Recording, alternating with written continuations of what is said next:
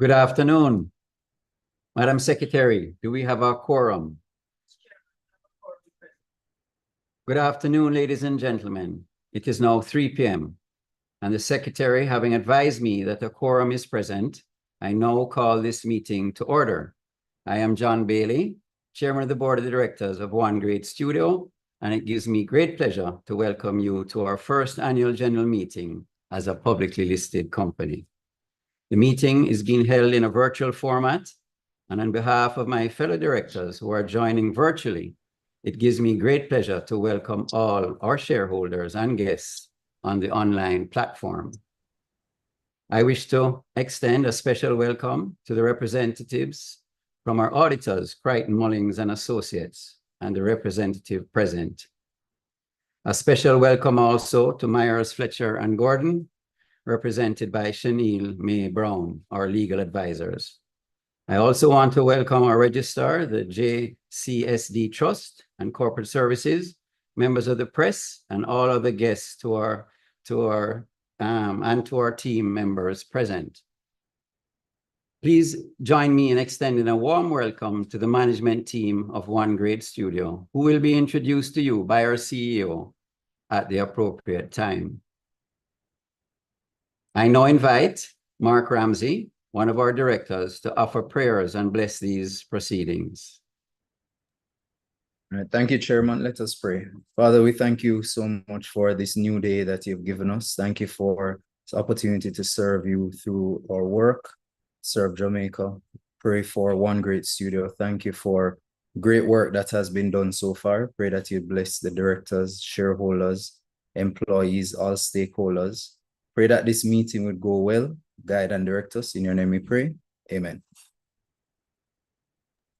Thank you, Mark. Later in these proceedings, we will hear from our CEO, Javane Brownie, and the representative of our auditors. You will also have an opportunity to ventilate your questions during the questions and answer segment. We look forward to robust and fulsome discussions, and while we may not have time to fully address them all in this forum, we will ensure that every question gets an individual reply. The notice of this annual general meeting was dispatched to all shareholders on April the 29th, 2024. The notice was posted on the Jamaica Stock Exchange's website and on the company's website. If there is no objection, I seek permission from the shareholders that the notice convening this meeting be taken as read. Please note that as I read the motion, moving and seconding can be done using the raise hand feature. You should also submit your full name in the chat along with the word moved or seconded. May I have a motion?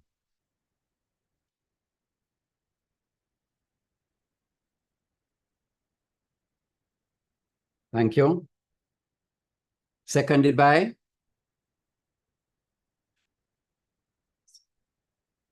Thank you. Those in favor?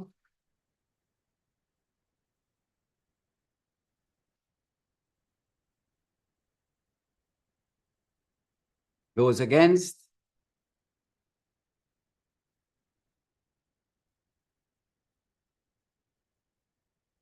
The votes in favor have it. I declare the motion carried. I am pleased to welcome our directors who are present today and to introduce them to you.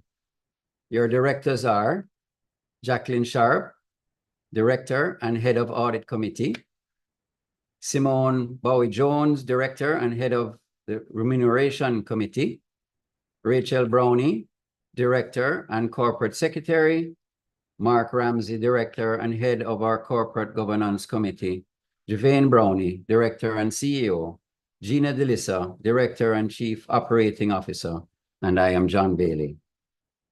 Your directors are all well accomplished in their respective fields, and you will note from their profiles on pages 18 to 20 of the annual report that together there is a good balance of diverse and relevant skills required to lead this company.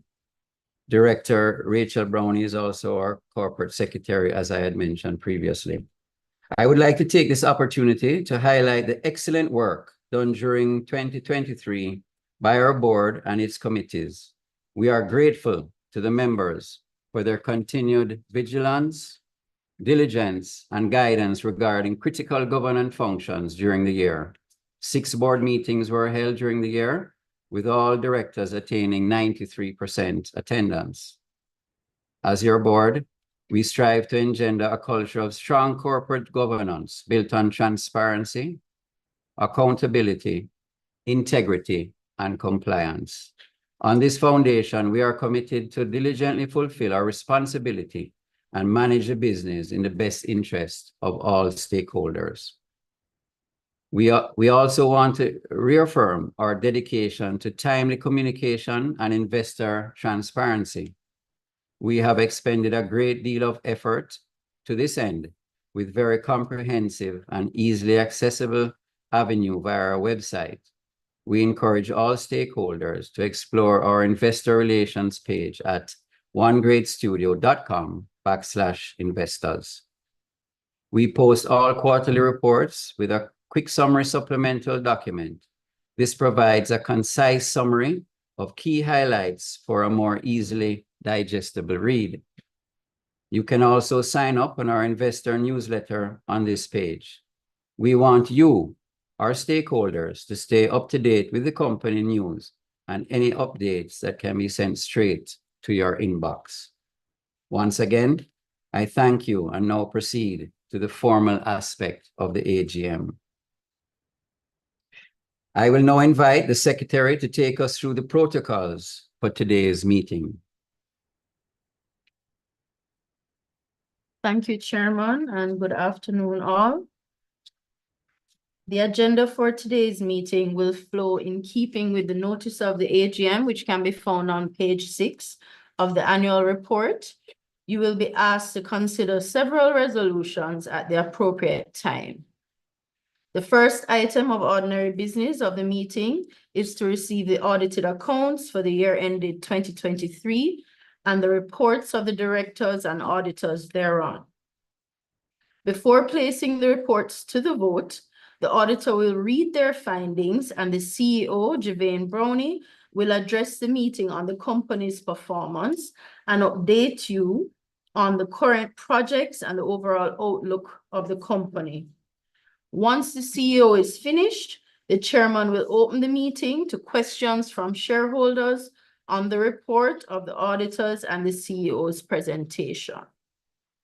We will allow registered shareholders to submit their questions via the Q&A chat box function on the platform. We will make every effort to take as many questions as possible so that we have the full participation of our attendees. If there is any difficulty in participating, you may send an email to investorrelations@onegreatstudio.com to advise us of the issue, and this will be sent to the chairman or myself. The subsequent items of business will deal with the resolutions to re-elect directors and approve remuneration of the directors, the appointment of the auditors for the year ended December 31st, 2023, and to authorize the directors to fix the auditor's fees. Now, for the procedure for questions and voting, please note the following guidelines for the conduct of this AGM. Shareholders and attendees, microphones will be muted during the AGM's proceedings. During the question and answer segment, shareholders may ask questions using the Q&A chat box located on the virtual platform, as I mentioned before. Shareholders' questions will be addressed during the Q&A segment of the AGM. Shareholders are asked to submit or ask up to 2 questions in the first instance to allow as many people to participate as possible.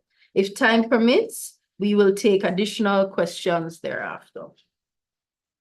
For record-keeping purposes, we should have all shareholder names on file, so you may submit the question as well, but still include your name in the Q&A chat box for our records. If you are holding a proxy for another shareholder, we ask that you use the name of the shareholder.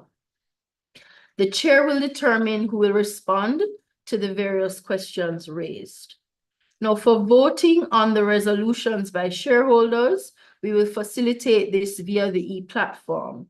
Shareholders will be given 60 seconds to cast their vote on each resolution. Once it has been moved and seconded by the shareholders representing the required quorum for the AGM. Any moving and seconding will be done using the raise hand feature. I will now hand over to our chairman. Thank you, Rachel. We now invite Mr. Darshan Dodd, representative of our auditors, Crichton Mullings and Associates, to read the report of the independent auditors. The key audit matters for the year 2023 are highlighted in the financial statement starting on page 55 of the annual report.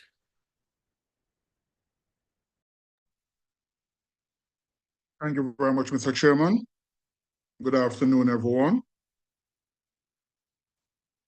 Independent Auditor's Report to the members of One Great Studio Company Limited.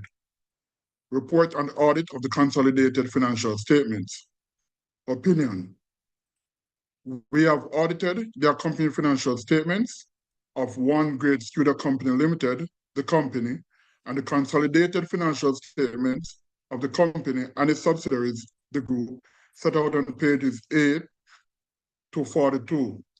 These financial statements comprise the group and the company statements of financial position as at December 31st, 2023, the group and company statements of profit and loss, the group statement of comprehensive income, the group and company statements of changes in equity, and the group and company statements of cash flows for the year then ended, and a summary of significant accounting policies and other explanatory notes. In our opinion, the accompanying separate and consolidated financial statements give a true and fair view of the financial position of the company and the group as at December 31st, 2023, and of its separate and consolidated financial performance and cash flows for the year that ended in accordance with International Financial Reporting Standards, IFRS, and the Jamaican Companies Act, the Act. Basis for opinion. We conducted our audit in accordance with international standards and auditing ISAs. Our responsibilities under those standards are further described in the auditor's responsibilities for the audit of the financial statements section of our report.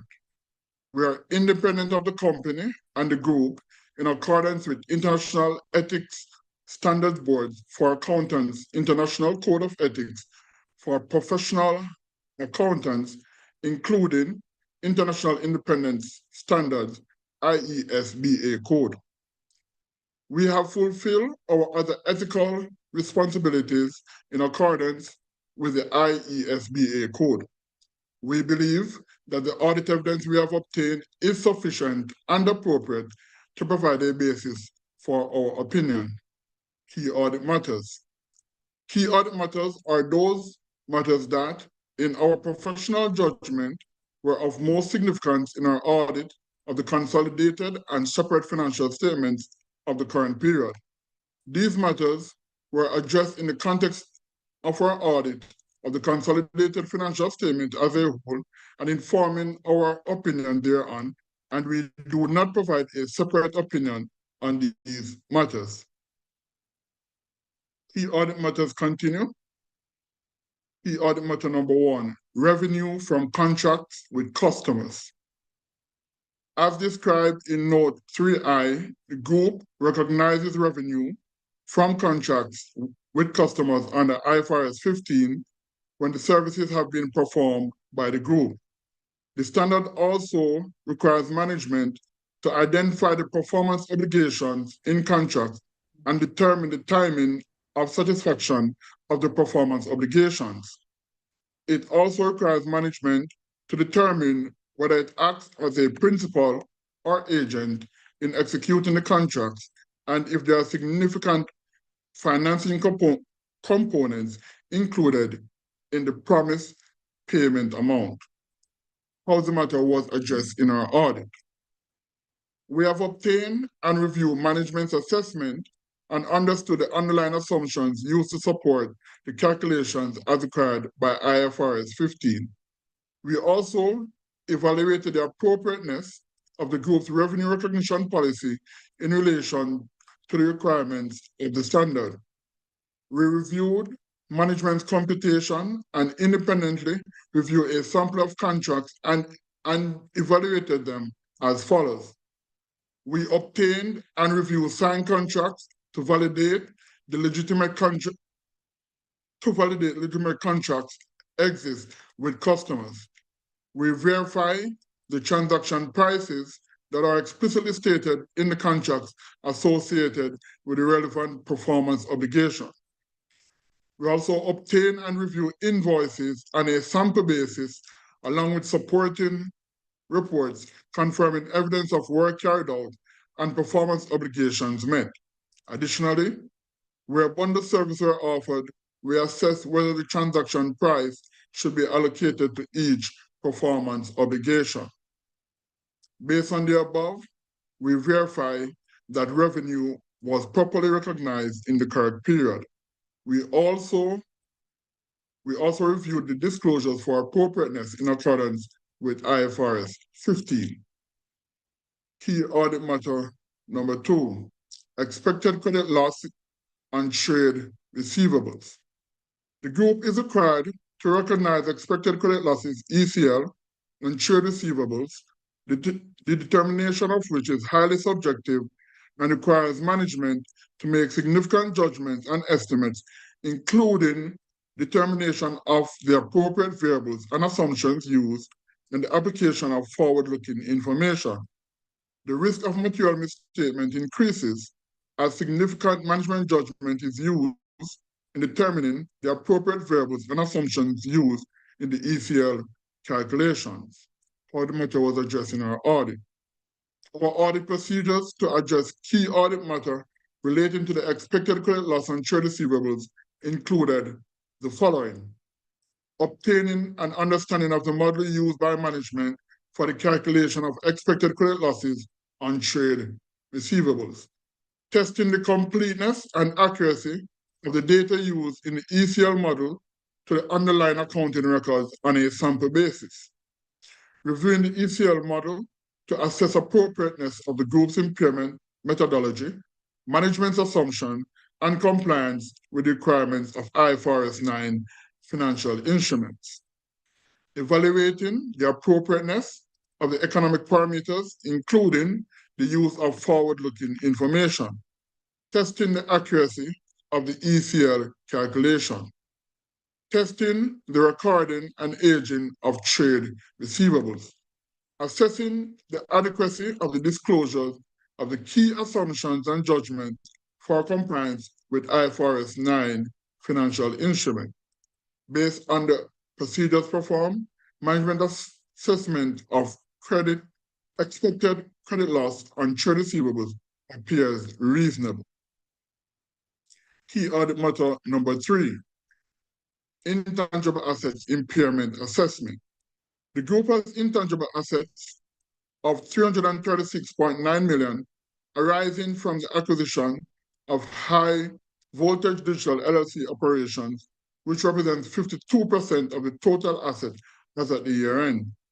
The annual impairment assessment requires management judgment and estimation in determining estimated future earnings from the subsidiary, taking into consideration the inflation rate, growth rate, and other underlying assumptions. How the matter was addressed in our audit. Our audit procedures to address the key audit matter relating to the impairment of intangible assets assessment included the following. We have reviewed management assertions, including the identification of the underlying cash-generating assets. We have assessed and obtained the subsidiary's historical performance and compare actual results to the approved budget. The analysis of the external and internal environments was taken into account in the assessment of the subsidiary's performance. Based on the procedures performed, management assessment of intangible assets impairment appears reasonable. Other information. Management is responsible for the other information. The other information comprises information included in the annual report, but does not include the consolidated and separate financial statements and our auditor's report thereon. The annual report is expected to be made available to us after the date of this auditor's report. Our opinion on the consolidated and separate financial statement does not cover the other information, and we will not express any form of assurance conclusion thereon. In connection with our audit of the consolidated and separate financial statements, our responsibility is to read the other information identified above when it becomes available, and in doing so, consider whether the other information is materially inconsistent with the financial statements or our knowledge obtained in the audit, or otherwise appears to be materially misstated. When we read the annual report, if we conclude that there is a material misstatement therein, we are required to communicate with the board of directors.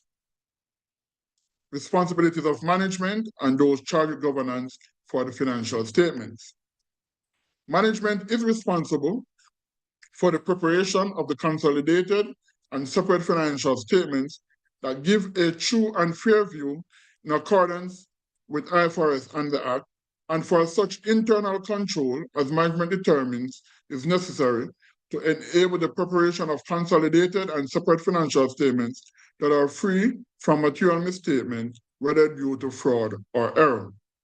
In preparing the consolidated and separate financial statements, management is responsible for assessing the group's and company's ability to continue as a going concern, disclosing, as applicable, matters related to going concern and using the going concern basis of accounting, unless management either intends to liquidate the group or to cease operation or has no realistic alternative but to do so.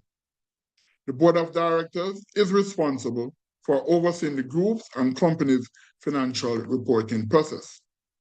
Auditor's responsibilities for the audit of the financial statements. Our objectives are to obtain reasonable assurance about whether the financial statement as a whole are free from material misstatements, whether due to fraud or error, and to issue an auditor's report that includes our opinion. Reasonable assurance is a high level of assurance, but it is not a guarantee that an audit conducted in accordance with ISAs will always detect a material misstatement when it exists.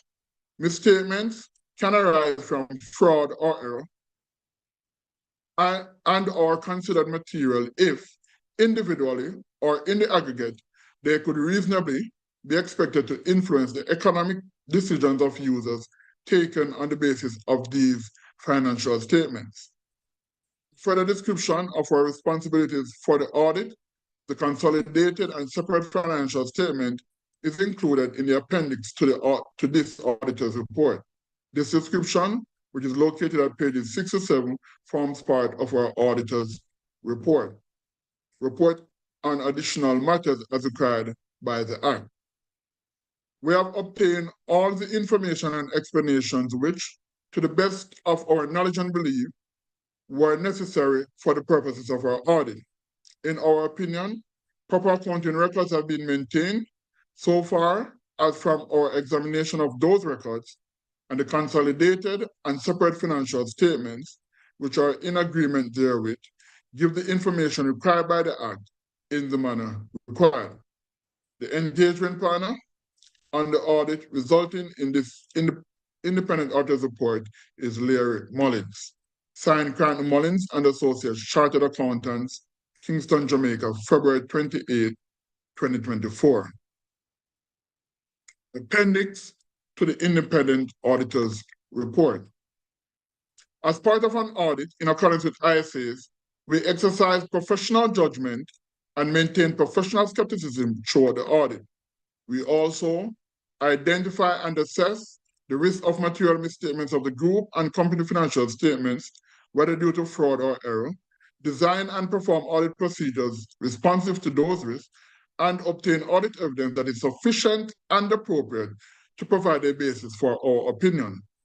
The risk of not detecting a material misstatement resulting from fraud is higher than one resulting from error, as fraud may include collusion, forgery, intentional omissions, misrepresentations, or other override of internal control. We also obtain an understanding of internal control relevant to the audit in order to design audit procedures that are appropriate in the circumstances, but not for the purpose of expressing an opinion on the effectiveness of the group's and company's internal control.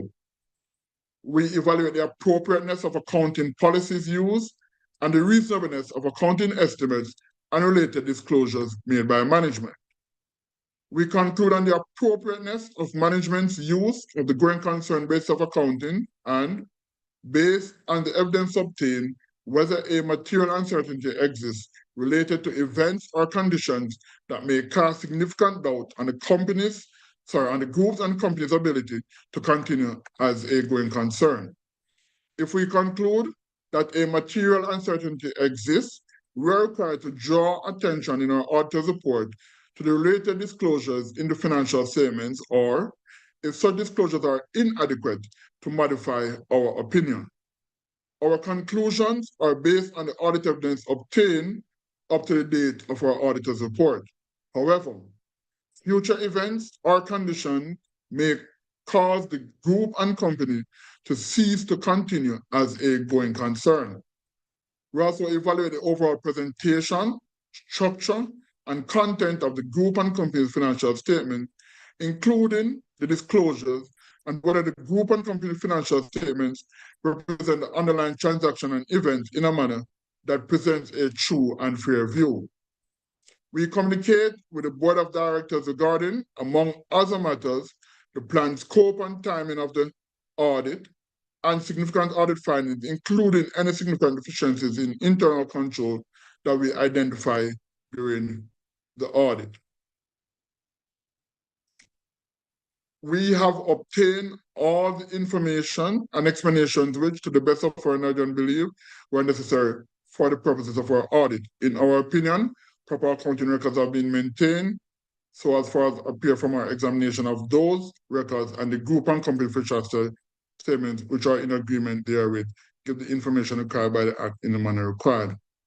From the matters communicated with the board of directors, we determined those matters that were of most significance in the audit of the consolidated and separate financial statements of the current period, and are therefore the key audit matters. We describe these matters in our auditor's report unless law or regulation precludes public disclosure about the matters, or when, in extremely rare circumstances, we determine that a matter should not be communicated in our report because the adverse consequences of doing so would reasonably be expected to outweigh the public interest benefits of such communication. This is the end of the auditor's report. Mr. Chairman. Thank you, Darshan. The audited accounts for the year ended 2023 and the reports of the directors and auditors were circulated and are now before the meeting for discussion. Before the resolution is put to the meeting, however, I would like to invite the CEO, Javane Brownie, to address you on the highlights of the company's performance over the period and the strategies moving forward. Javane? Thank you, Chairman. Good afternoon, everyone. It's an honor to be here with you all today. I'm going to be sharing just a little bit about our company. Your company, as shareholders at OneJS, we're really excited about where we are as a company. And we want to take this opportunity to help you understand this company that you are in, that you are a shareholder of, right? So we're going to start by just looking on the financials. We're going to look on last year, 2023. We're going to look on 6 months, year to date. And then we're going to talk a little bit about business. One of the things, in talking to people about OneJS, we find that people don't always understand exactly what we do. Part of our intention here today is to help you to understand exactly what we do. But let's start by looking at a 6-year overview in terms of what's happened in this company, right? So we've grown at a compounded annual growth rate of above 80%, starting at 21 million in 2018 to over 461 million in 2023.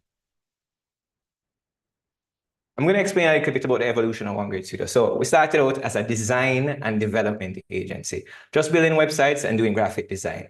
Over time, part of how we grew over time, because that's great growth as you look on it. And a part of how we grew is that we just served our clients well. They recommended us to people. We served our team well. They stayed with us a long time. And we built great relationships. So relationships is a big part about how One Great Studio has grown historically.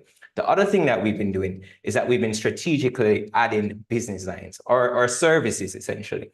So in 2015, we added content strategy and copywriting. 2018, we added community management and content production. 2019, we added digital strategy and ad management. In 2022, we acquired HV SEO, adding SEO to our service line. And then in 2023, we had our IPO, transformed our balance sheet. In 2024, what we're working on now is quick start products, which we'll discuss a little bit more, agency partnerships, and then we're diving even deeper into video and community management or social media.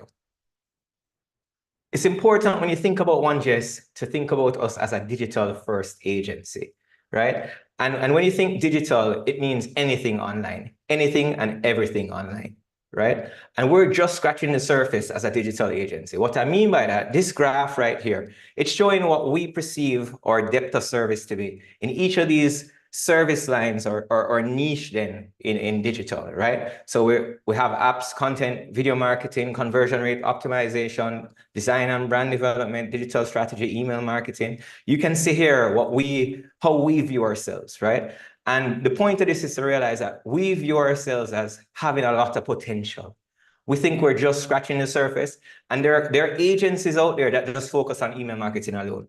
There are agencies out there that's focused on paid advertising alone. Remember that we exist in a digital space. We serve clients globally. So our market isn't confined to what we have in the Caribbean.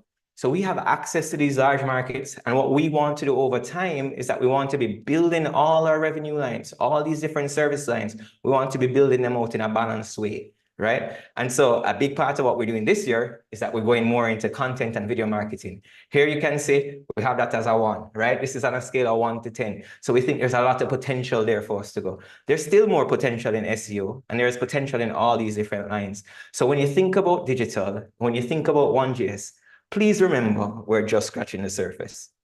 Let's talk a little bit about financial year 2023.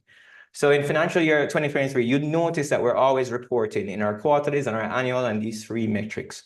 They're things that we use to help us talk and help us think through the health of the business.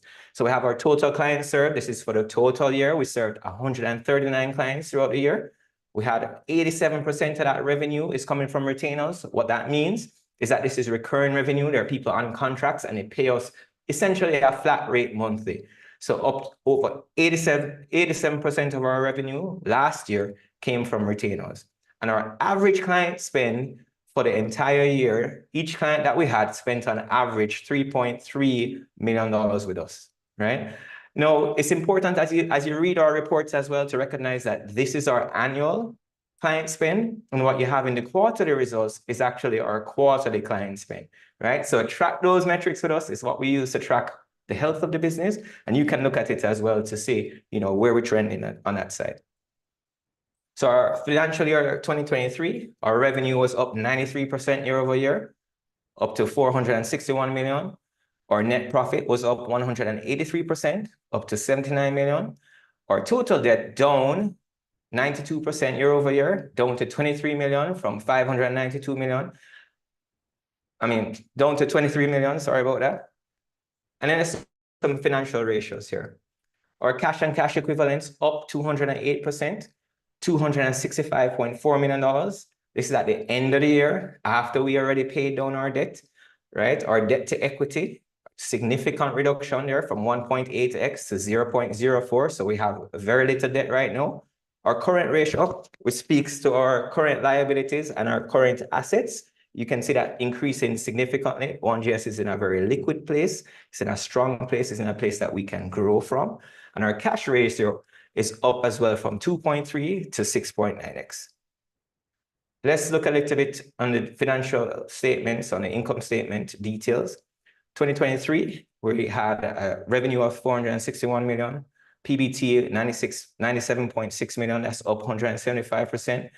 We have a net profit of 79 million, up 183%, with operating profit margins of 30% and net profit margin of 17%, with an EPS of 0.06, up 200% year over year. Let's take a look at our balance sheet. This is something that we're really excited about, to be honest. Our IPO really did magic for our balance sheet. And if you look on our balance sheet over the years, you can see how we've managed that strategically, raising capital at different points, then going out, taking on debt, buying an asset, and then going to IPO, and then being in a very we think right now. So we had total assets at the end of the year at 649 million. We had current assets of 307 million, cash and cash equivalents of 265 million. Again, that's after we paid down our debt. Non-current assets of 341 million, total liabilities of 57 million, down 82% year over year. Our current liabilities of 39 million, or non-current liabilities of 18.2 million, and our shareholders' equity of 592 million. Again, a big tribute to that, is the IPO. Let's look at our year-to-date, 6 months year-to-date, ending June. So our revenue is at 175.3 million, our PBT at 24 million, or net profit at 23.6 million, or operating profit margin of 12.71%, or net profit margin of 13.46%, and an EPS of 0.14. Let's take a look at our balance sheet. Again, very similar to where we were at the end of the year. Total assets of 644, current assets of 267, cash and cash equivalents of 232, non-current assets at 376, total liabilities trending down. We continue to clear debt. We continue to manage all our liabilities. So we have a 48.7, current liabilities of 30, non-current liabilities, 18.5, and our shareholders' equity of $596 million at the end of Q2 2024. Now, you might have noticed there is a decline there in our revenue, and likewise in our profit. And that's coming from really what's happening in the state of SEO. And I'm going to explain that to you because, we've heard different things, different people ask different questions. And it's important to us that you as a shareholder really understand what's happening with OneJS and what's happening in SEO.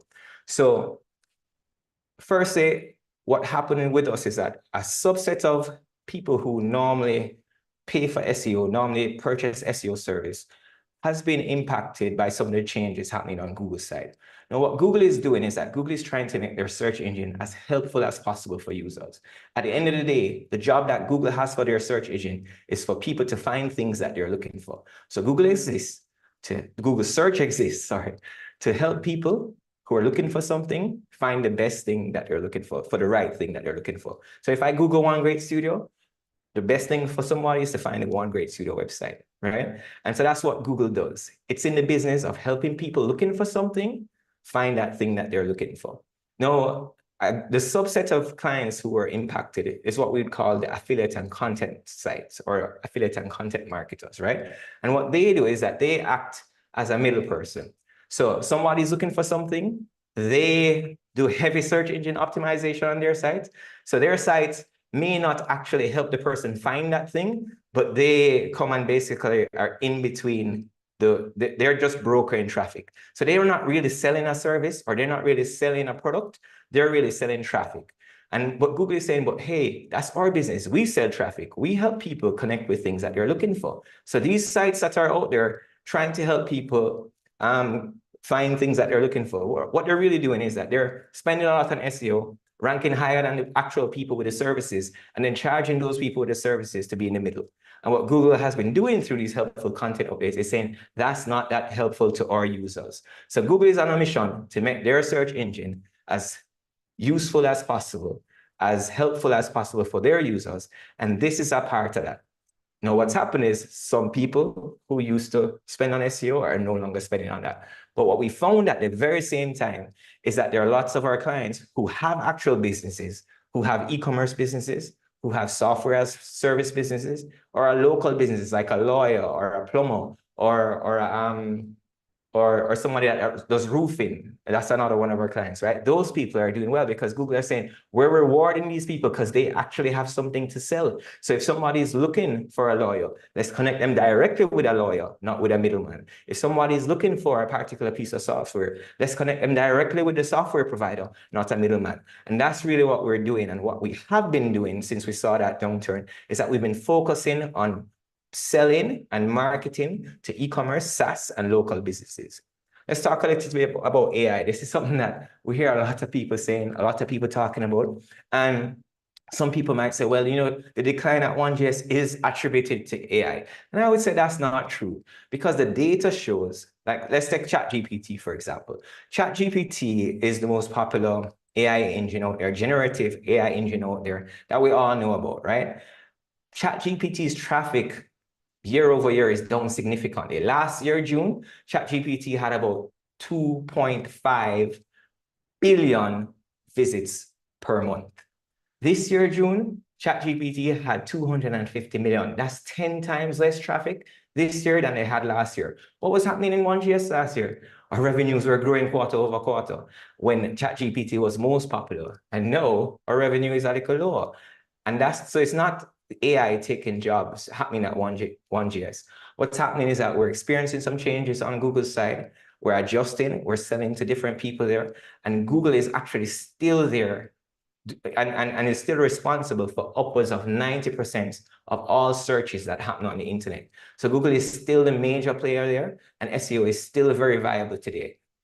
AI is very good. It's going to bring a lot of change and innovation to the industry. It's not fully regulated yet, so we also have to watch it and see how it changes. And one of the changes in AI that we've been seeing recently is AI attribution. And what that is that, you know, when ChatGPT first launched, for example, you notice that if you type something into ChatGPT, it would never tell you where it got it reference from. It would just spit out information and it would provide no attribution or no link to tell you that, hey, this information actually came from this place. Now, the interesting thing about this is that that's a big part of the internet. The internet is built on, you can use my traffic, my website, you can use my content, sorry, if you will send me traffic. So for example, Google, you can use my content. You can show people snippets. You can show people my articles if you will send me traffic. Now, if that's not there, then people have no incentive to allow Google to keep using their content. And you've seen ChatGPT run into some of those challenges. And so what they're working on right now at OpenAI is that they've actually launched a product called Search GPT. It's in beta right now. It was just launched 2 weeks ago, I think. And that has a generative component along with that attribution where it generates an answer for you and it has links at the bottom of that answer where you can go and read more, for example, about that particular topic that you asked about. And why is that exciting for us in SEO? It's because wherever links are, we can optimize for them. So we can help people to rank there. And we're already doing that because Google has also implemented their AI assistant or their AI response tool, right? And we're already ranking and helping people rank in those links that are provided in the AI responses there, right? And so it's important for us to recognize that where SEO is not really just about Google. Right now, you focus on Google because Google is 90% of where the actual searches are happening. But if there was ever a day where Google is not the place where people are searching, they're going to be searching somewhere else. And wherever people search, there's going to be a way to optimize content for those searches so that people can rank better. And at the end of the day, that's the business that we're in. We're not necessarily in the business of just Google optimization, but we're in the business of search engine optimization. So whatever search engines people are using, whether that's TikTok to search, or whether they're using Search GPT, or whether they're using Google, which is where most of the people are searching on right now, we will have optimization strategies. And that's something that we're continuously investing in learning and developing strategies to really help our clients across all search engines. And that leads us into this next point, which is platform diversification. Now, what this is for a long time, people on social would say, focus on one platform and be really, really good at it. And then you can go into other platforms because it takes so much energy to build out content and a presence on different platforms. But there is a huge risk to that. And a huge risk to that is that if the platform chooses to make a change, then that impacts your business. If you put everything on one platform and that platform makes a change, it has a negative impact, then you don't have a business, right? And platform diversification is something that we've been encouraging our clients to do. It's part of the reason why we've been growing our service lines, because we think at the end of the day, a robust digital strategy must include multiple platforms. And so, yes, we want to do organic search optimization, but we also want to be doing paid for our clients. We also want to be doing meta advertising for our clients. So we want to combine all the services together and encourage our clients to grow their businesses in a way where they're not just focused on one platform, but they're using all platforms. And that's a big thing for us when it comes to the future of search, because we do believe that optimization on like a TikTok, social search on YouTube, optimizing for all those platforms is going to be a big deal as people continue to consume content on different platforms. This is an example of one of our clients at HVSEO. They are Yellowberry. It's a teen underwear company. And during the updates, so these are all the updates that you hear us talk about. This is their chart, their growth chart during all of those updates. So they have been continuously growing through all of Google's updates. Why? Because Google says we want to connect users with people who have stuff to sell. So this is the result of that, right?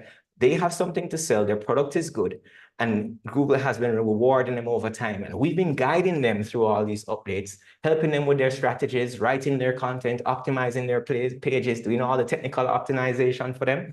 And they've achieved amazing results. Traffic up by 620%, and their conversion rate up by 84% compared to the previous period. That's amazing, great results. I want to give you an example of some results that we have on the 1GS side as well. So we also did paid advertising and paid digital advertising, right? And this is one of our clients. They're regional clients. I think we run ads for them across at least 10 different countries in the English-speaking Caribbean. They're in the automobile industry, so they're a large business. And they spend $10.4 thousand US with us every month. For that, they get 18.3 million impressions, which means somebody sees their stuff 18.3 million times per month on average. Now, they get about 75,000 people visiting their website, the assets that we drive traffic to, and then they get 99 leads on average per month from this spend. They get about 25 direct test drives, registration as well on the website. Now, their cost per lead is about $105. Now, if you think about a vehicle and the cost of a vehicle, and let's just say they have a 15% margin on that vehicle. If they got 1% conversion on the leads that come in, and if they got a 5% conversion on the people who come in and convert and on test drive, what I mean by conversion is if they sell to 1% of the people who they get a lead for, or if they sell to 5% of the people who actually come in and do the test drive, they're going to make about a 200% return on their investment in their ad spend here, based on the estimated margins that we just discussed a while ago. That's the power of digital marketing. That's the power of what we do. And this is why we're really excited about the future, is because we see digital as more important, and it will continue to be so. And we welcome changes because changes presents opportunity for us to serve our clients well. And people need help navigating the complex digital space. Right now, I'm going to share a quick video, and that will have folks from our team. We'll have L.E.A.R.N and Gino, Gino is my co-founder and COO, and L.E.A.R.N is the Chief Experience Officer here at 1GS. I'm going to play this video. It's 12 minutes. It's going to explain a little bit more about what we do so that you as a shareholder can be our biggest advocates out there. So give me 1 second. Let me just share this video. Actually, it's up already. Okay, here we go.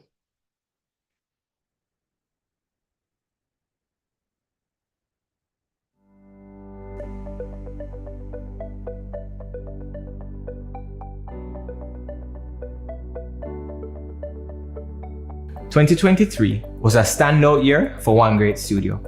Our long-term thinking drove us to uncover new opportunities and push forward with bold initiatives, making it our best year yet. So let's pull back the curtain and see what really set the year apart. First up, we fully integrated our SEO business line. This move didn't just diversify us, it strengthened our entire structure and drove our record year of growth. With this integration, we acquired a robust service line that complemented our existing suite of services and expanded our capabilities as a digital-first agency. We also successfully completed our IPO, the only IPO of 2023. This allowed us to clear our debt and completely transform our balance sheet, perfectly positioning us for even more growth. It was a privilege to continue our Do Good initiatives. For the third consecutive year, we supported the Swim for the Sanctuary fundraiser in aid of the White River Fish Sanctuary, focused on restoring and protecting the marine ecosystem of the White River. We've also been doing projects with the Jacks Hill Primary and Infant School for the past 2 years. We want to continue to expose young children to our industry from early and inspire them to be designers, developers, to be marketers, and more. But before we go any further, maybe you're not completely clear on what we do. And as a shareholder, we want you to get to know us a little better here at One Great Studio. OneGS is a digital-first agency, and that means we're always evolving. Technology is always changing, and over the last 12 years, we've proven our ability to continuously adapt and to stay ahead of the game. So what do? We build digital assets, we drive traffic to them, and we optimize those assets for conversions. Websites are still the foundational building block for any brand's digital footprint. Our clients use their websites to sell, to generate leads, to tell their stories, to serve their customers, and even to serve their teams. It's important in today's digital world to own your most used and valuable assets. Relying on a single platform that you can't control is risky. Owning the asset at the base of your strategy is essential for any brand looking to develop a robust digital footprint. Apps typically help businesses go beyond communicating with their clients. Our apps often support the businesses in their essential processes to streamline both their internal and client-facing interactions. We use modern technology to build highly functional apps that help our customers to generate revenue and to drive operational efficiencies. Have you ever felt like you really know somebody, but the truth is you've just been watching their content online? It's the same thing with a brand. When done well, social can help brands to be more relatable and approachable, driving brand loyalty and building communities. We develop social strategies that align with our client goals and create content that drives engagement for them. Traffic is key for the success of any digital asset. Websites and apps need users, and social pages need an audience. We help businesses get the most out of their assets by driving traffic to them with paid and organic strategies. So what's an organic strategy? SEO. We help people rank better on search engines like Google and Bing. The higher they rank, the more traffic they'll get. Investing in SEO offers the best long-term ROI across all traffic sources. We're not content with focusing on traditional search engines. We already have strategies for ranking in Google's AI overview. We're also currently testing social search strategies that will help us to offer even more diverse traffic options to our clients in the near future. Though SEO is great and provides a high ROI over time, paid ads bring traffic immediately. If you need traffic and need it quickly, then paid ads will give you just that. Unlike other agencies, we are transparent when we are running paid campaigns. Our clients know exactly what we spend and exactly what to expect from that spend. We help them to maximize the return from their paid campaigns through expert management and optimization. By combining organic and paid traffic strategies, we help ensure our clients get the best results both in the short and long term. That's a win-win. We're data nerds. We love connecting our work to tangible results for our clients. We build real-time dashboards that pull data in from all digital channels and platforms, then display them in a central place that's simple and easy to read for everyone to understand. By analyzing user interactions and performance data, we identified areas for improvement, make the targeted adjustments, ensuring higher conversion rates and a better return on investment. Although the tools and techniques might change, our commitment doesn't. It's this unwavering dedication that keeps us ahead of the curve and consistently delivering outstanding results for our clients. Though SEO is currently our largest revenue earner, we're working to balance that out by growing our other business lines. In Jamaica and the Caribbean, we primarily serve enterprise clients. Coming out of our IPO, we began to introduce a series of new products that will help make our services more accessible to the regional market. With that in mind, we set out to launch a series of quick start products: Snap Sites, Google Business Profile Optimization, and Real Deal. The aim is to get more volume regionally so that we can sell, deliver, and earn revenue in shortened cycles. Our first quick start product is Snap Sites, a budget-friendly website delivered in 2 weeks. Typically, we work on large custom projects. These projects can take anywhere between 3 to 8 months on average to complete due to the size and the nature of the requirements. These naturally come with a higher sticker price. But not everybody needs a custom site. Using the efficiencies and processes that we've developed delivering websites for over 12 years, we've created a semi-custom product that allows businesses to get a high-converting website at a lower cost with a much quicker turnaround time. Google Business Profile Optimization was the next quick start product we added. So what's a Google Business Profile? Have you ever noticed that when you search for something or a place in Google, you see a little box come up or a list of locations that match your search? Like this. That's a Google Business Profile. If you haven't claimed and optimized your profile, all the information comes from Google's crowdsourced data. That's information reported by random people on the internet. Sometimes you'll see out-of-date information, the wrong address, or a phone number that doesn't work. And this can be very frustrating when you're trying to contact a business to get information. You might even lose a sale to your competitor instead, but you can solve the problems that your potential customers are having. You can take control of your profile. So what do? We claim and verify your profile so that it has the right information your customers need, such as your opening hours, your contact information, your menu, services, or products. Then we optimize it. This helps people to find you based on what they are searching for. As simple as it seems, optimization helps improve your ranking on Google. It increases traffic to your website and can even drive foot traffic to physical locations. And finally, Real Deal. Organically styled short-form videos that deliver a high-performing, relatable look and feel. Traditionally, producing professional-grade video content is costly and time-consuming.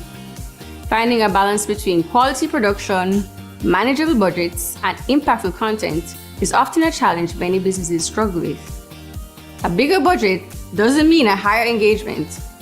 Not every video on social needs to be television quality, but we believe every touch point should still be authentic. Real Deals give businesses that opportunity. Engaging video content that resonates with their audience, strengthens their social media presence, and communicates their message simply and effectively. The introduction of Real Deal also marks the soft launch of our video production business line. Video is king in today's marketing landscape. It outperforms other content types because when done well, it's engaging, it's easy to consume, and resonates with audiences. I can't tell you how much I've learned just by watching Reels. And that's because viewers retain 95% of a message when watching it on video. Adding video production enhances our other services and allows us to deepen how we serve our clients in many ways. When it comes to digital, we're really just scratching the surface. There's so much potential ahead. And when we think about the future of digital, video will continue to play a major role. We're really excited about the possibilities and the value that our video production business line will bring to our clients and to you, our shareholders, as we continue to drive initiatives that balance our revenue streams. Another one of our strategic initiatives is expanding our agency partnership program. This program is built on our win-win-win philosophy because we believe there's enough to go around for us all to win. Agencies often have specific areas that they focus on, or they operate in niches. We see this as an opportunity. because for years we've partnered with a handful of agencies across North America serving as their outsourced development team. But now we're strategically focused on growing our partner base.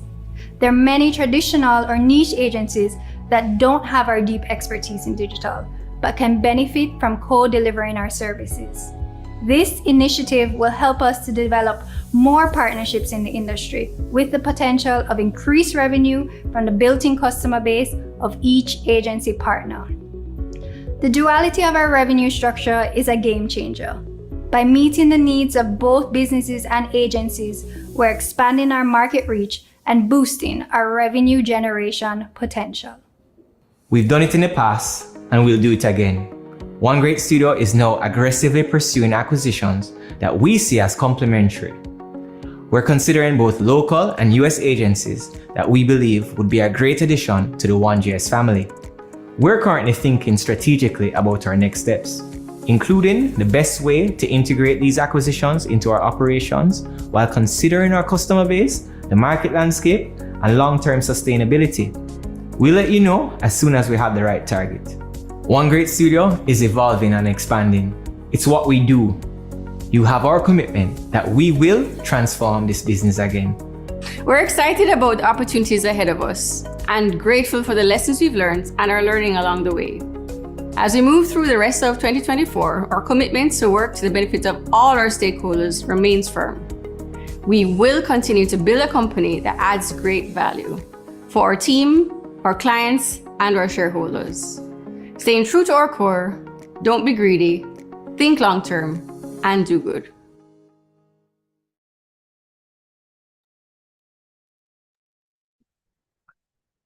Thank you, Javane. That was a great presentation and well supported by Gina and Lori. I now invite the shareholders to raise any questions or comments on the reports or the business of the company. We ask that you remember the protocols outlined by the secretary. Please submit any questions or comments in the chat now.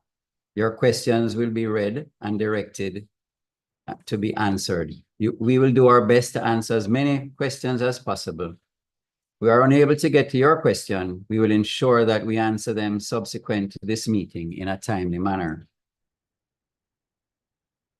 Rachel, you want to join me up here? Any questions? Yes, we have a question already. The first question is from Sean Taylor, and he asks, you mentioned your 3 KPIs for growth. Why is it important for 1GS to focus on retainer business? I think probably the best person to answer that would be Javane. Javane, you want to take it? Sure. Thanks for that question, Sean. I think the reason why we want to focus on retainer revenue is because it's consistent. It's there monthly, and it helps with, you collect cash every month as well. When you have a larger project, you might have, if you're doing it over the course of 8 months, you might only have 3 different payments or 2 different payments. And so that means you get 1 payment up front, 1 payment at the end, or a payment in the middle if it's 3. When you have a retainer, if the project is 12 months, you're getting cash every month. And if you look on 1GS's statements, if you look on the financial statements, you can see that our cash generation is actually very good, which gives us the opportunity to identify if somebody is not paid, and then you cut service sooner, for example. So that's a part of the reason why is that retainers bring cash into the business every month, and that's a big deal for us as a company. Thank you. Thank you for that, CEO. Any other questions? Yes, and thank you for that question, Sean Taylor. And next we have Sheldon Wilton with a question. Does 1GS pricing model depend on user traffic to a client website? Job, that sounds like you again. No problem. Our current pricing model don't really consider the actual traffic and the traffic volume to the site. What will happen is that people will naturally put themselves in a particular tier to spend a certain amount based on the traffic to their site and how much they actually earn from the site. So somebody earning a lot more from the site in SEO, for example, they might be more open to spending higher there. Or retainers average about $4,000 US. And so the reality there is, you know, you might have some people spending more, you'd have some people spending less. And so people tend to self-select there. As it relates to the Caribbean side, typically we serve enterprise clients, as was mentioned into the video, but one of the things that we are doing with the quick start products is that we're trying to make OneGS more approachable for smaller businesses, because we do think there's value there that we can deliver to smaller businesses. And as we grow that out, that might be its own department down the line. But that's why we have these quick start products, which are lower budget. So people who have a smaller budget can actually still engage OneGS to serve them. Thank you, Joe. Richie, any more questions? Yes, another from Sheldon Wilton. What major events can we look forward to from OneGS for the rest of the year or for 2025? Joe, you or Gina, I guess. Yeah, I'll say that one again. I think for us, you know, what we're focused on right now is we really putting legs to those quick start products, right? So we want to be balancing our revenue out across the business lines. Right now, SEO was our last major move. And as you can see, our income is skewed heavily towards that. And what we want to do is to be growing our other departments so that they can, you know, come up to that level and we can grow the whole company together. So for us, moving that forward is important. At OneGS, we're not focused on the events so much, but we are focused on moving the company forward. A big part of that is launching these products, actually getting success and selling them. We are doing agency partnerships, as L.E.A.R.N explained in the video, which can be very impactful.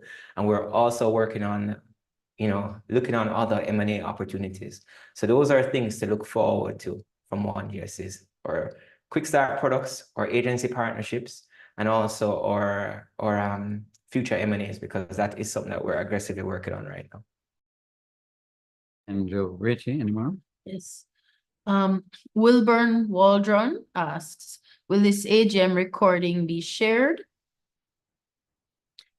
Gina, how would that work now? You can answer that? Yes, I can. Yes, this is being recorded. I will be shared on our website on the investor relations page, as well as I believe on the Learn, Grow, Invest platform. So you will be able to view all that has been said and share with anybody who you'd like to share with. Thanks, Gina. Richie, any more? Yes. Gary Masado asks, what is the average price points for your quick start products targeting smaller businesses? Gina, is that you?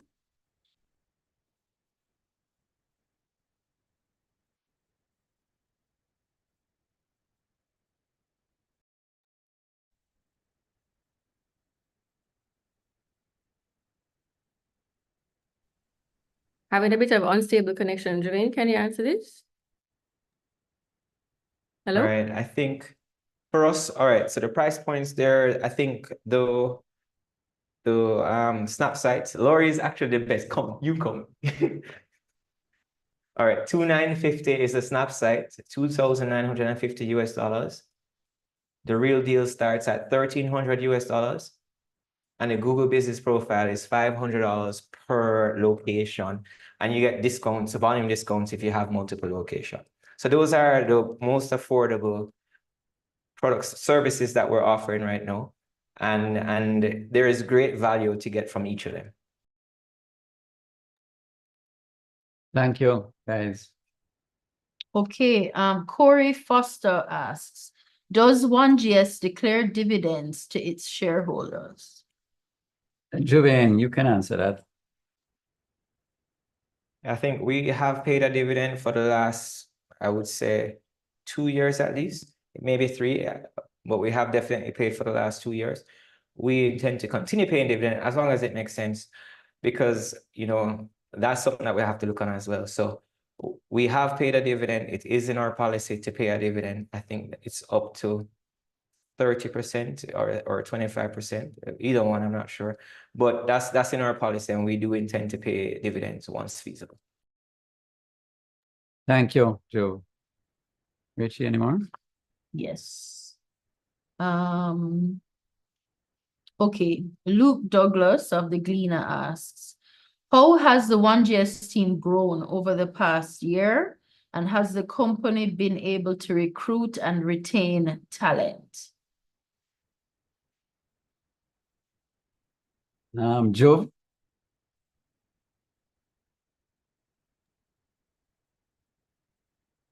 I'll have Gino. Gino can answer that one. Yes, historically, we've grown the team, I would say drastically year over year. This year, we have not grown drastically, but we have been instilling a particular level in terms of the leadership component. We've been strengthening and bolstering that component. I would say that we have been very fortunate to be able to retain our talent. I think I can say that we have been able to engender a very good work culture. We don't have high churn at all. And I think that it's something that's something we're very proud of. You know, when we talk about, I think our profits and revenue growth and all these things, I think we would put up there that we think that our retaining of talent, especially in our industry, is a very, very big plus for us.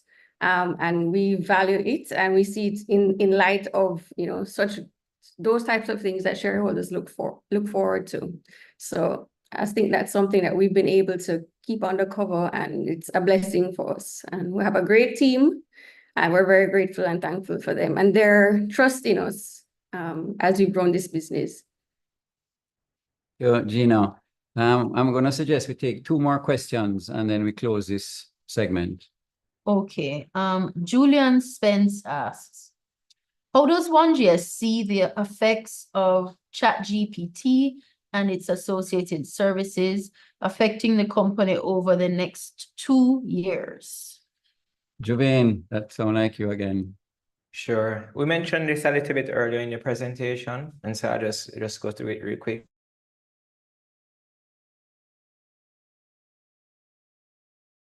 You'd have a marketing manager who has a lot of different things that they have to do. They're managing multiple agencies, they're managing multiple people. They're okay. All right, I'm going to just start over. So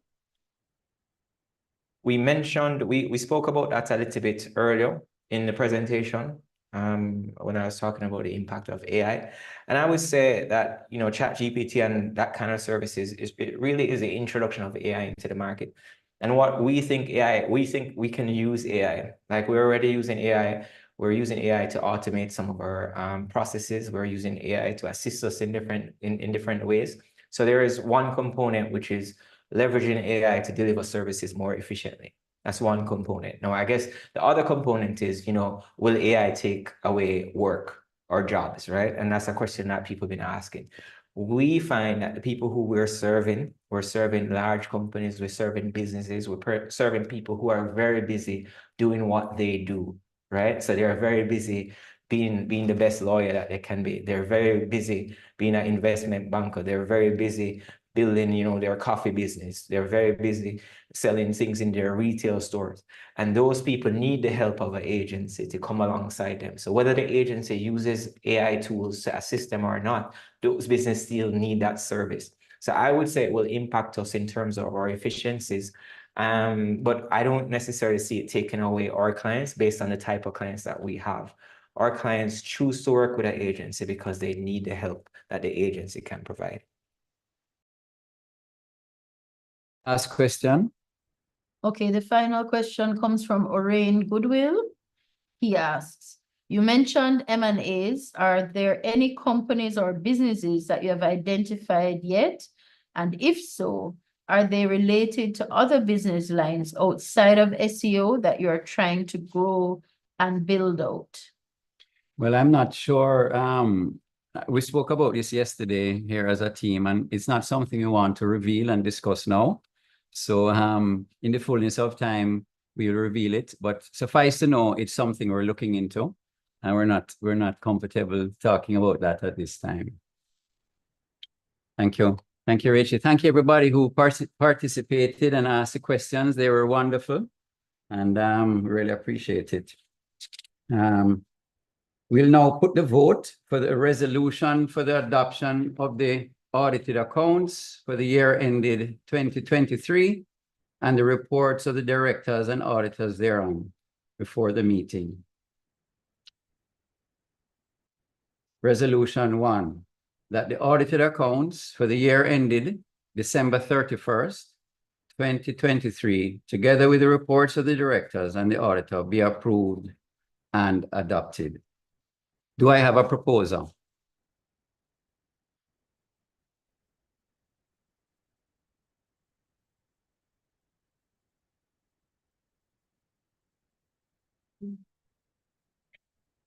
Gina Delisa, thank you. Is there a seconder? Simone Bowie-Jones, thank you.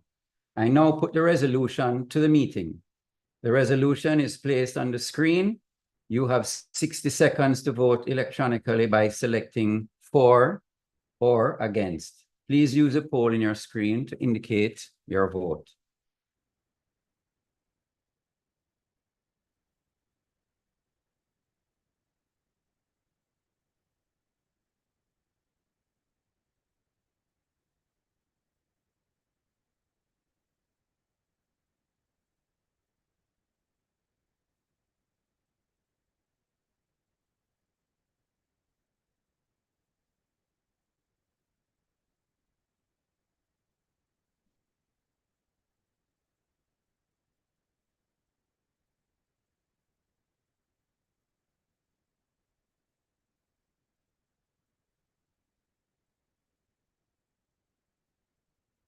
I'm not seeing the time.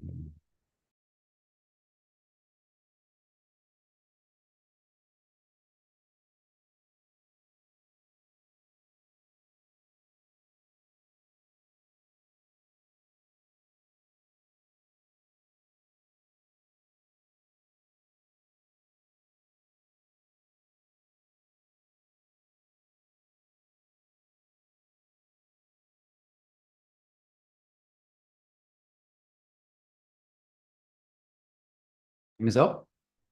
Madam Secretary, do we have a count?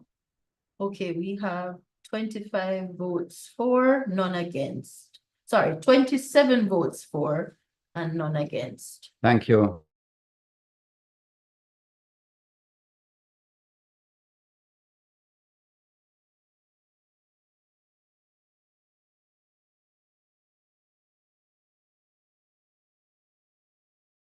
On the agenda, which deals with the re-election of directors. The summaries of the profiles of the directors who are up for re-election can be found on pages 18 to 20 of the annual report. Resolution 2. In accordance with Article 114 of the company's Articles of Incorporation, 1/3 of the directors, those who have been longest in office since the last election, shall retire. The retiring directors are Simone Bowie-Jones, Mark Ramsey, and John Bailey. Pursuant to Article 117 of the company's Articles of Incorporation, all the retiring directors offer themselves for re-election. Resolution 2, that Simone Bowie-Jones be and is hereby re-elected a director of the company. Do I have a proposal?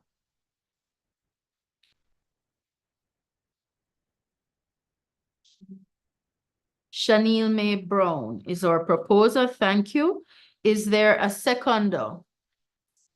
Julian Spence, seconds. Thank you. I now put the resolution to the meeting. The resolution will be placed now on your screen. You have 60 seconds to vote electronically by selecting for or against.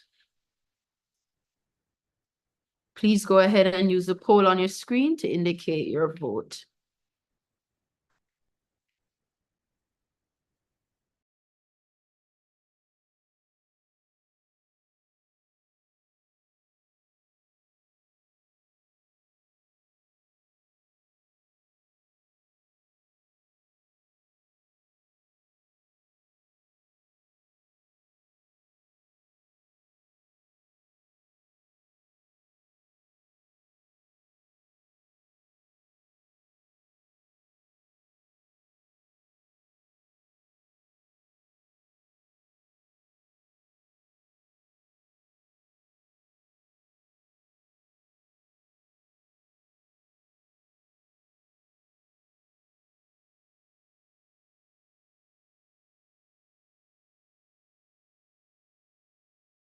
you.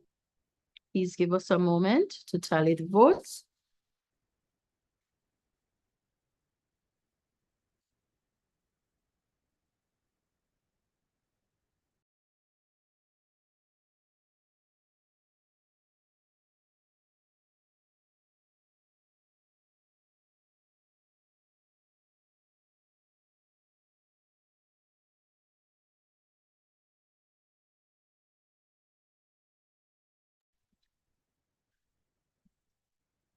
Okay, we have 24 and 1 against. The votes for have it. I declare the motion carried. Okay, resolution 2B, that Mark Ramsey be and is hereby re-elected a director of the company. Do I have a proposal?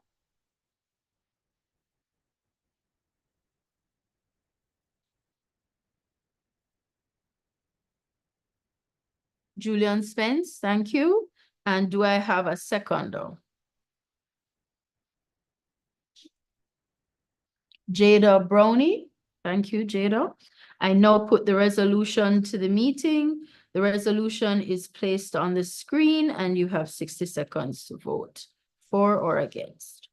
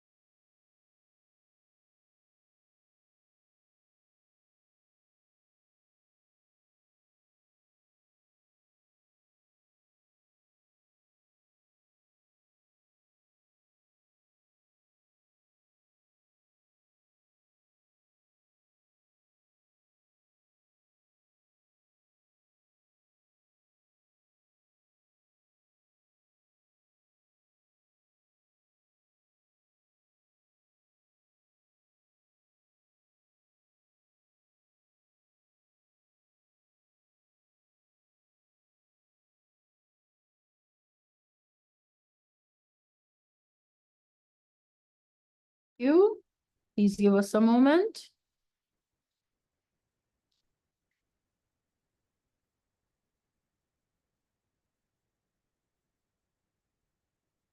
And while we wait for the tally of the votes, we just want to let you all be reminded that all questions, those that were taken verbally and as well as those that we didn't get time to get to today, they will receive a response directly.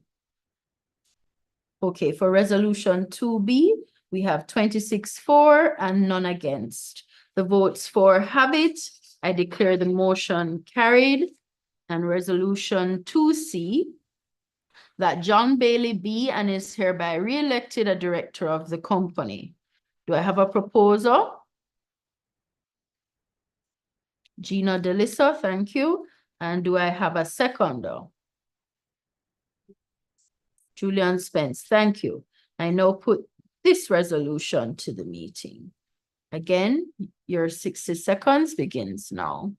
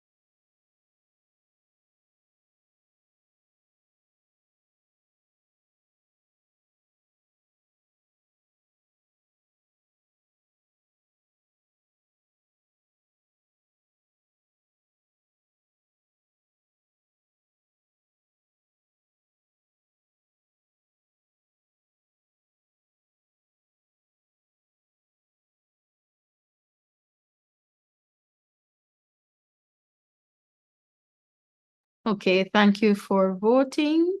Please give us a moment.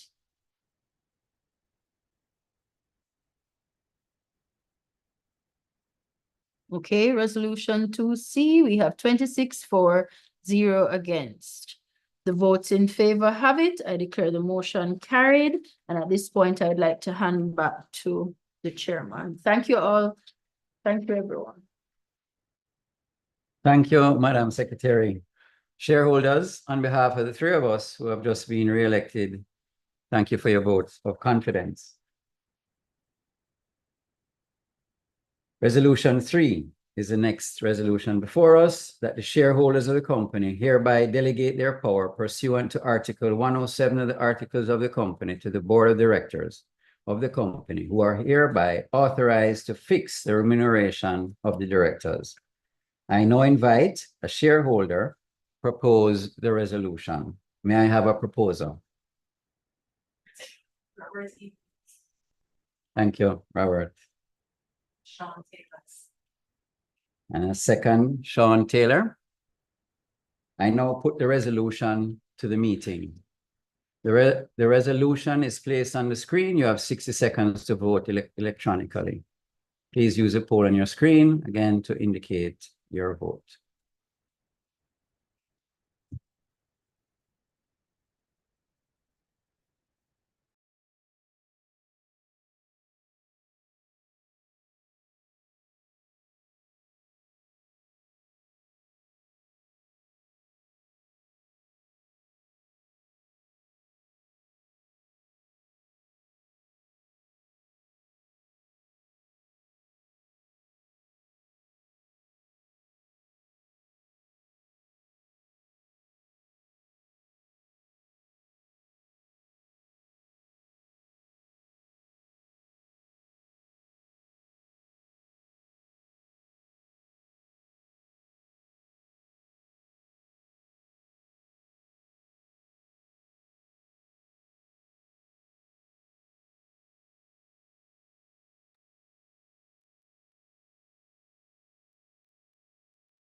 Do we have a count?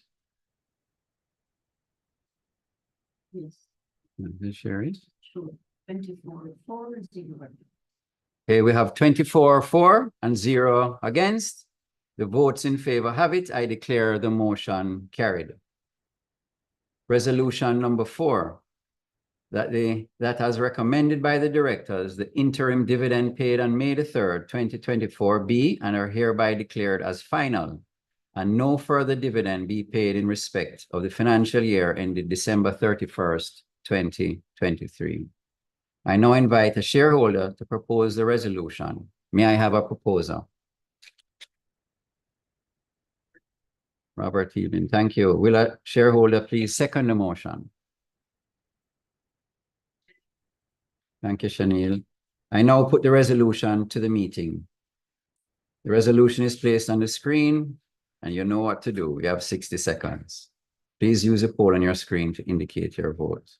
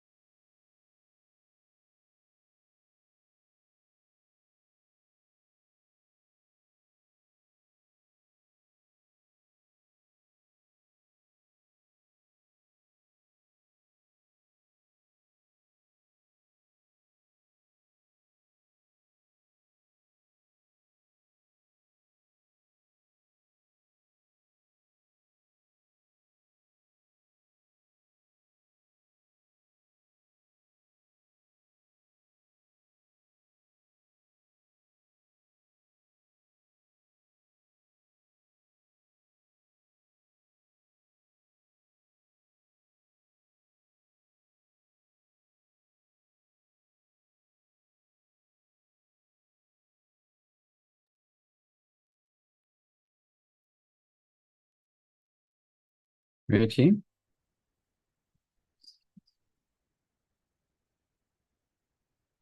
$24 for against.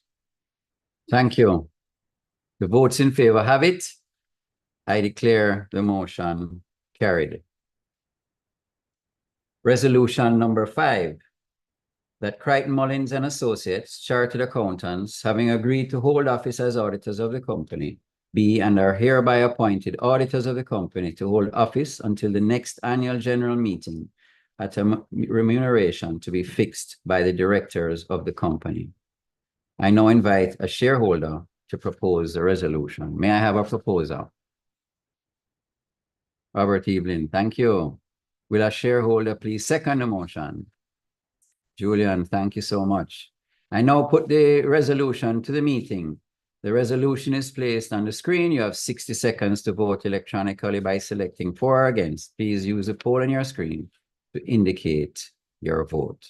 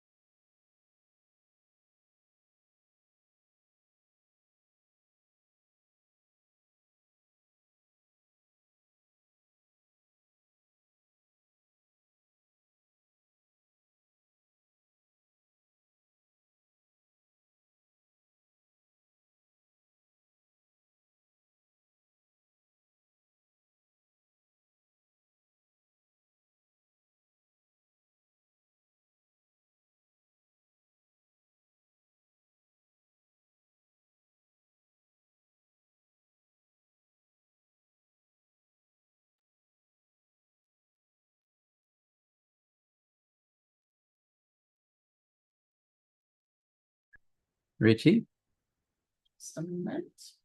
thank you.